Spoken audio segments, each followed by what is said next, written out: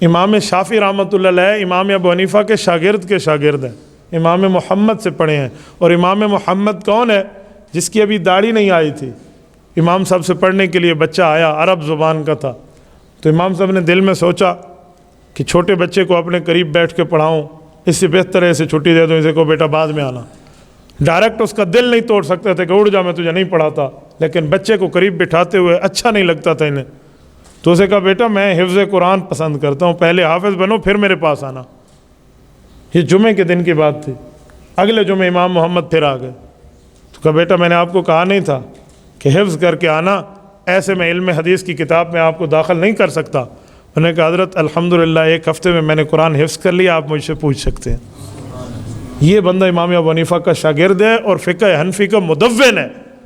امام شافعی فرماتے ہیں میں نے اس بندے سے پڑھا ہے، اور امام ابو حنیفہ کی لکھی ہوئی اتنی حدیثیں اور اتنی مسائل کی تعداد پڑھی ہے کہ اسے اونٹ اٹھانے پہ آئے تو اونٹ عاجز آ جائے۔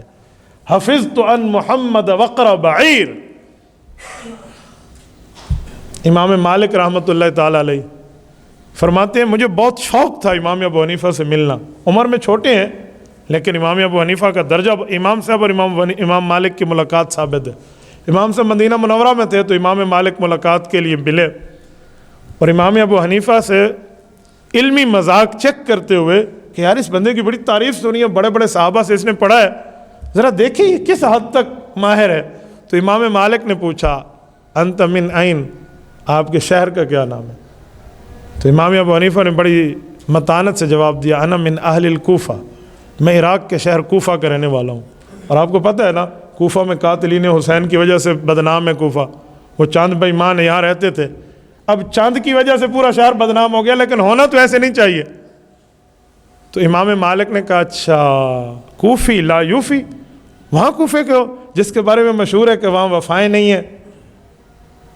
تو امام ابو حنیفہ نے دل میں سوچا کہ یار ہر بندہ تو غلط نہیں ہو سکتا، حضرت علی بھی وہاں رہے ہیں، تو پوچھا انت من عین، آپ کہاں سے؟ تو امام مالک رحمۃ اللہ علیہ نے سینہ چوڑا کر کے فرمایا انا من مدینہ الرسول صلی اللہ علیہ وسلم، میں حضور کے شہر مدینہ منورہ کا ہوں۔ تو امام ابو حنیفہ نے عرض کیا کہ مدینہ کی مٹی میری آنکھ کا سرما، لیکن ایک بات پوچھوں، قرآن کریم میں ہے وَمِنْ أَهْلِ الْمَدِينَةِ مَرَضُوا عَلَى النِّفَاقِ، مدینہ میں بڑے بڑے بے ایمان منافق رہتے ہیں، آپ اسی شہر کے؟ تو امام مالک فرمان لگے وہ تو چند بے ایمان تھے، اس کی وجہ سے حضور کا مدینہ خراب کیسے ہو گیا؟ کہ وہ چند بے ایمان تھے، اس وجہ سے حضرت علی کا کوفہ کیسے غلط ہو گیا؟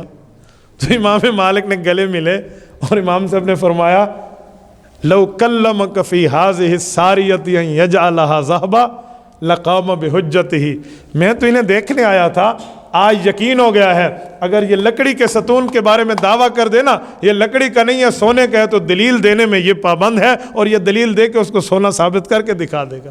یار کیا بات ہے اس شخص کے علوم، یعنی امام مالک بھی معترف ہو گئے۔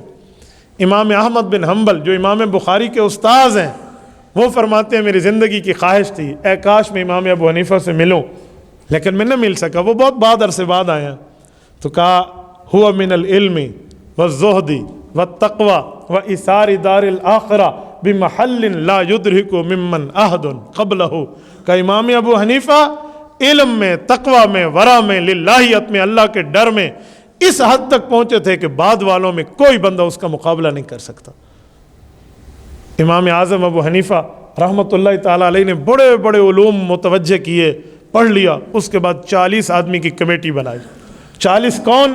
جو قرآن کے حافظ، حدیث کے حافظ، صحابہ کے فتاویٰ کے حافظ، آثار زبان کے حافظ، عرب نو کے زبان پر ان کی لغت ہو، عرب میں ماہر، کلام میں، یعنی علوم میں آخر درجے کے 40 بندے اکٹھے کیے اور ان کو ایک جگہ بٹھایا، ایک سال ہا سال کے عرصے تک بیٹھ کے کہا الحمد کی الف سے والناس کی سین تک مکمل شریعت کے مسائل لکھو، ہر وہ مسئلہ لکھو جو واضح شریعت پہ نہیں آتا کہ امت اس پہ عمل کر سکے۔ مسئلہ آتا یہ 40 آپس میں بحث کرتے، دلیل چلتی، یوں ہے یوں ہے یوں ہے یوں ہے، ان میں بڑے بڑے علماء ہوتے، آخر میں جب سب متفق ہو جاتے تو مسئلہ لکھ لیا جاتا۔ امام ابو حنیفہ نے یوں فقہ حنفی مرتب کی ہے، ان مسائل کی تعداد کتنی ہے؟ آج تک جو گنی جا چکی ہے وہ ہے 12,90,000 مسائل کا نام فقہ حنفی ہے۔